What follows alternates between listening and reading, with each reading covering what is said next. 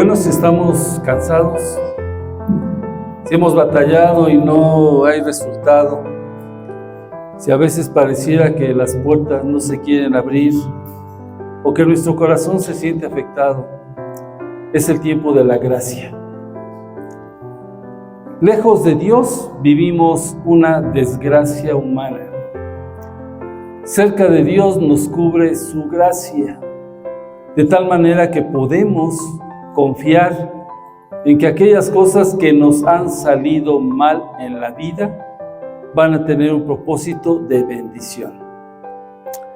Piensa que humanamente hablando, aquellas cosas que nos llegan a pasar las tomamos como una desgracia para nuestra vida.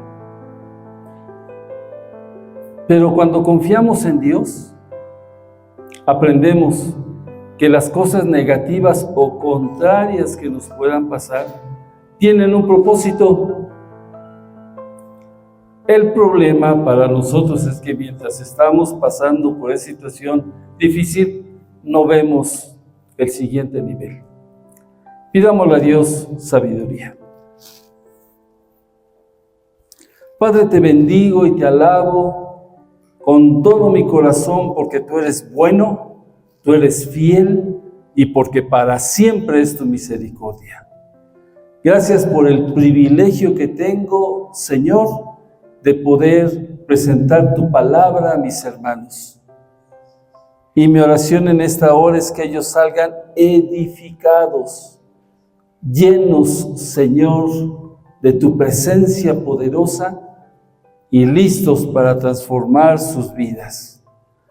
Bendícelos en ti y háblanos para que realmente nuestro ser se acerque a aquella meta que tú tienes para nuestras vidas. Señor, te necesitamos, por eso estamos aquí. Necesitamos de ese amor tuyo y de esa fidelidad tuya. Háblanos pues, oh Dios. En el nombre de Cristo Jesús te lo pedimos. Amén. Muy bien, cuando empezamos a leer el libro de Jonás, es interesante qué es lo que le pasa a este hombre, ¿verdad? Jonás era como cualquiera de nosotros. Enojón era lo que era más Jonás. No sé si usted es enojón o enojoncita. Bueno, Jonás no las ganaba y ahorita vamos a ver por qué. Pero Jonás era un hombre que había aprendido a escuchar a Dios y de pronto no quería hacer su voluntad.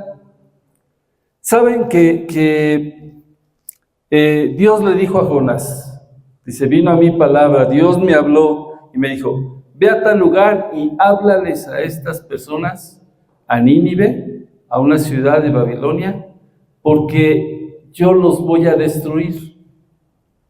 Y Jonás lo primero que dice, no, Dios, ¿cómo? Mejor destrúyelos, acaba con ellos, ¿para qué quieres que yo vaya y les hable de tu palabra? No, mejor que se pierdan. Tampoco no resulta a veces que de pronto nos vienen palabras hacia una persona y decimos, no, mejor que se pierda, no quiero saber nada con esa persona. Pero cuando Dios nos habla, tenemos que aprender a ser obedientes, porque si no, nos va a pasar la historia de Jonás. ¿Se acuerdan qué sucede de acuerdo a lo que leímos? Va en un barco. O sea, lo primero que dice es, Dios, yo agarro y me voy por otro lado. Perdió su brújula. Quiso agarrar un barco que fuera hacia otro lado, porque no quería seguir la palabra de Dios. Las indicaciones. ¿Y yo por qué? ¿Y por qué la Biblia me dice que yo no debo de hacer esto? No, están mal. ¿Y por qué debo de componer esto? No, están mal. ¿Y quién me va a obligar a hacer esto? No. Muchos de los anuncios que vemos a veces en el radio, en la televisión, nos hablan del cuidado que debemos de tener de las drogas y de cómo destruyen. El otro día estaba viendo que allá en Los Ángeles había un barrio donde estaba toda la gente tirada, destruida en el piso, sin ningún pensamiento, sin ninguna libertad. Aparentemente la droga les iba a ayudar, pero los estaba matando. La vida de Jonás es muy parecida a la vida nuestra. Que cuando, hermanos, fíjense bien, cuando nuestra vida no está bien, perjudicamos a los que están a nuestro lado. Afectamos sus vidas, afectamos sus intereses, afectamos cómo ellos están viviendo. Se sube en este barco al que no le correspondía, y Dios, quien lo amaba tanto, y Dios, quien nos ama tanto, nos sigue buscando. Yo creo que este capítulo de Jonás lo podemos ver como el Dios que me persigue, el Dios que no me deja, el Dios que quiere componer mi vida, el Dios que quiere decirme, ya no te metas en más problemas. Aunque a veces nosotros somos muy débiles y no nos damos cuenta de lo que está pasando. ¿Y qué sucede con Jonás? Que empieza a haber una gran tormenta. Dios dice, ¿tú te quieres ir para Tarsis? Yo no te voy a dejar. Tu meta y tu lugar es Nínive, y allá te voy a llevar, aunque tú no quieras. Pero en ese camino, y a veces lo vemos con las personas, se levanta una gran tormenta. Los hombres que van ahí no saben lo que está pasando, pero la acción de él está afectando sus vidas. Tienen grandes pérdidas porque aún hay que echar sus posesiones al mar. Echar las posesiones al mar significa gastarlo sin sentido. Se me va, se me escurre, y luego no sé ni para dónde se fue, porque no había posibilidad de recuperar ese gasto. Y Jonás tiene que admitir, y ese es bueno, una buena actitud como hijos de Dios es que yo admita que me equivoqué. Y Jonás lo que hace es, esto está pasando por mi culpa. Y ellos lo que hacen es, todavía tratan de decir, no, te vamos a salvar, y tiran más cosas, pero no pueden porque la mano de Dios no quería abandonar a Jonás. Así es que Jonás, que significa paloma, que se entiende que su nombre debería ser un nombre tranquilo, un hombre calmado, un hombre amoroso, un hombre, a veces vemos a las palomitas ahí que están dando besitos y todo eso, ¿no? No era paloma, él era guerrero, él no le gustaban los demás, él estaba listo para pelear, y él estaba listo para hacer las cosas en contra de la voluntad de Dios. Así es que se mete en este problema y, como les decía, empieza a dañar los intereses de los demás, empieza a afectar sus vidas, les crea intranquilidad y hace que lo que está pasando en su corazón se vuelva y envuelva a los demás y los afecte. Pero la mano de Dios aún no lo había dejado, ¿verdad? Si seguimos los 4 capítulos de este libro de Jonás, nos encontramos que los hombres ya en el último recurso dicen, a ver, Jonás, ¿qué vamos a hacer? Échenme al mar. ¿Cómo te vamos a echar al mar? Sí. O sea, vean, déjenme solo. No quiero dañarlos más. Quiero que en mi vida haya un cambio. Las aguas siempre significan lucha. Échenme a las aguas. Ahí tengo mi lucha. Y a veces la soledad por la que llegamos a pasar es nuestro tiempo de lucha. Pero dice la Biblia que Dios tenía una sorpresa para Jonás. No lo iba a dejar solo. Y entonces hubo un gran pez que se lo tragó. Fíjense que en Australia, donde llega a haber peces enormes, hace como 3 o 4 años, hubo un hombre que estaba nadando y de pronto una ballena se lo absorbió y se lo guardó ahí por, creo que no sé si 1 o 2 días, hasta que luego lo escupió. Entonces, no es algo que Dios está usando aún la naturaleza para bendecirnos. Y Dios tiene preparados aún milagros para bendecirnos. Y Dios tiene aún su obra, no importa la edad que nosotros tengamos, para seguir haciendo. Y Dios tiene propósitos en nosotros, no importa que estemos perdidos. Y dice el primer versículo de este capítulo 3 de Jonás es interesante, 2 de Jonás es interesante, porque Jonás lo que dice, invoqué en mi angustia a Jehová y él me oyó. Estaba todavía metido en el pez, estaba sufriendo. Imagínense ustedes 3 días en medio de alimento que estaba echando a perder, en medio de jugos gástricos que lo estaban aventando para un lado y para el otro. No es como en la película de ¿quién? Del que le crece la nariz, de Pinocho, ¿verdad? Que tenían ahí hasta lumbrita y todo. No. Él está ahí peleando, lo estaba apachurrando y realmente no sabía qué era lo que iba a pasar. Pero una de las cosas que sí hace es busca a Dios. Cuando perdemos la brújula, hermanos, y cuando la situación no nos está yendo bien, busquemos a Dios como nuestro primer recurso. Y fíjense que todavía no había pasado el milagro y él decía, y Dios me escuchó. Nunca duden de que cuando ustedes claman, Dios los va a escuchar.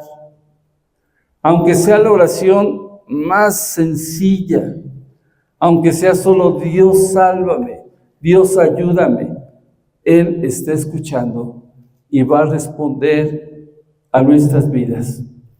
Claro, lo que Jonás estaba diciendo en esa oración era, Dios, te fallé. Dios, no estoy haciendo las cosas bien. Dios, me aparté de tu voluntad. Dios, permíteme volver al camino que tú quieres para mí. ¿Ustedes creen que Dios quiere un mal para nosotros? ¿Ustedes creen que Dios nos está poniendo obstáculos para que nos vaya mal? Dios lo que trata es de arreglar nuestros caminos torcidos, no de hacerlos más chuecos. Dios lo que quiere es que nosotros enderecemos nuestro propósito. El propósito de Jonás era ir a Nínive.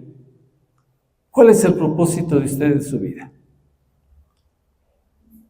Ser ama de casa y ya, y terminar mi carrera y ya no hacer nada. Como decían antes, no, pues mi propósito era tener hijos y ya, ¿verdad? Pero, ¿qué más le alienta en su vida? ¿Qué quiere llegar a ser? ¿Qué quiere llegar a lograr? Bueno, si usted tiene una meta en su vida, Dios lo va a guiar hacia ella. Pero usted no tiene ninguna meta en su vida, ¿para dónde lo va a guiar Dios? Por eso es importante planear qué quiero hacer, hasta dónde quiero llegar, porque si no, Dios no lo va a hacer. Jonás recibe, tienes que ir a Nínive y tienes que ir a predicarles, tienes que decirles a estas gentes que están mal. Y él, primero que estaba mal, ¿quién era? Jonás. Tenía que arreglar su vida para poder arreglar la vida de los demás. Tenía que tratar de resolver sus problemas para buscar resolver la vida de los demás. Tenía que aprender que Dios estaba con él para poderles hablar de Dios a los demás. Y el texto es claro que el pez lo escupe en las playas cerca de donde estaba Nínive. Y bueno, dice, pues ya ni modo Dios, pues si tú aquí me mandaste, pues ahí voy, ¿verdad? Y entonces empieza a predicar hasta de mala gana. Arrepiéntanse, a ver, porque Dios les va a traer un gran mal, pero no se ve que Jonás tuviera mucho entusiasmo. Aún no había aprendido la lección. Y en nuestra vida a veces parece que no hemos aprendido las cosas. Vienen momentos, vienen cambios y no los aprovechamos. Seguimos perdidos y hacemos a veces las cosas hasta de mala gana. Jonás aprende que Dios tenía un propósito y lo lleva hacia él, hacia Nínive. Y de pronto, fíjense bien, ya les prediqué, ya hice lo que Dios me dijo, y se va a un montecito por ahí y dice, aquí me voy a quedar para ver cómo Dios los destruye. Para ver cómo viene fuego del cielo y se los acaba. Porque Dios es un Dios de justicia. Es un Dios que va a cumplir lo que Él quiere. Y mientras en Nínive todos estaban ahí acongojados y arrepintiéndose y llorando y buscando a Dios, y Jonás estaba pensando que Dios en cualquier momento se los iba a terminar. El texto nos dice que Dios no les hizo el mal que tenía planeado contra Nínive, y es muy claro que la vida de Jonás no estaba terminada, ¿verdad? Él se va al monte, ahí dice la Biblia que Dios hace que crezca una enramada, alguien más quien lo proteja. Fíjese bien, simbólicamente hay gente que nos protege, hay gente que nos acompaña, hay gente que va con nosotros en medio de estas situaciones difíciles. Hay gente que Dios permite que estén en nuestra vida. Pero Jonás, el enojón, ve que no pasa nada, ve que Dios no los destruye, y de pronto la zarza que Dios había hecho para protegerlo, llega un gusano y la mata. Así fue todo muy rápido. Y Jonás se enoja. Dios, mejor ya, quítame la vida, ¿para qué vivo? Si no haces lo que yo quería, que mataras a los demás. Si no haces lo que yo quería, que los destruyeras. Si no me estás dando así que el show de verlos destruidos, ¿verdad? Sino que Dios, haces tú tu voluntad y no la mía. No, a veces llegamos a enojarnos de que Dios no haga lo que nosotros queremos. Y es duro, pero pasa. Y Dios le dice, yo soy el Dios de la vida. Yo amo también a los ninivitas, por eso te invité a que te llamé para que tú predicaras. No pienses que yo soy tu Dios exclusivo. A veces pensamos que Dios está a mi servicio, que si froto la Biblia y le hago así, ya Dios me va a conceder mis deseos. No, así no es Dios. Y entonces le dice Jonás, ¿verdad? Jonás, te estás enojando por algo que no era tuyo, te estás enojando por algo que no te pertenecía, te estás enojando por una cosa sin sentido. ¿No nos enojamos a veces por cosas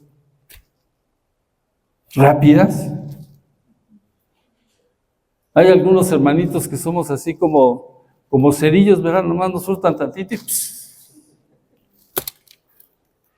y al que esté al lado lo quemamos, ¿por qué no? Aunque no me la haya hecho, me la va a pagar.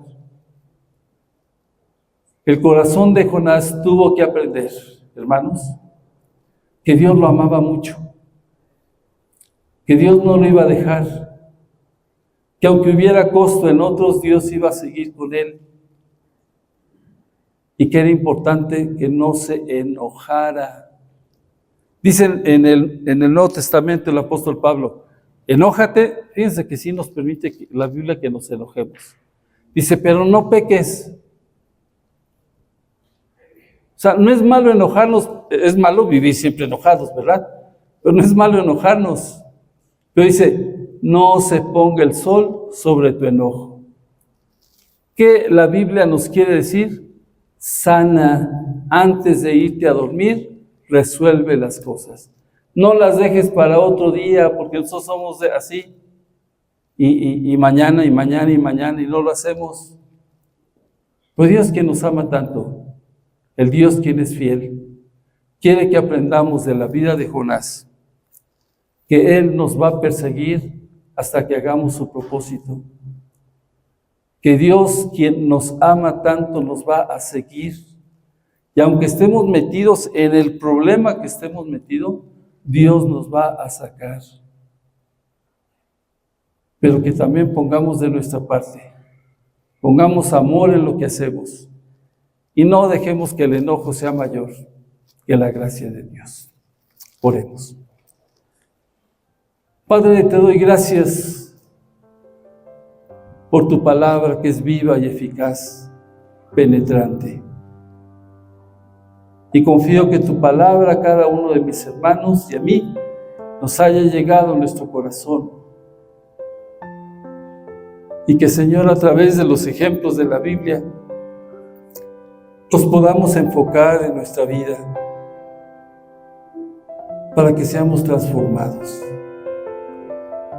para que seamos hombres y mujeres que cambiemos y no con nuestras actitudes o desobediencia dañemos la vida de otros. Señor,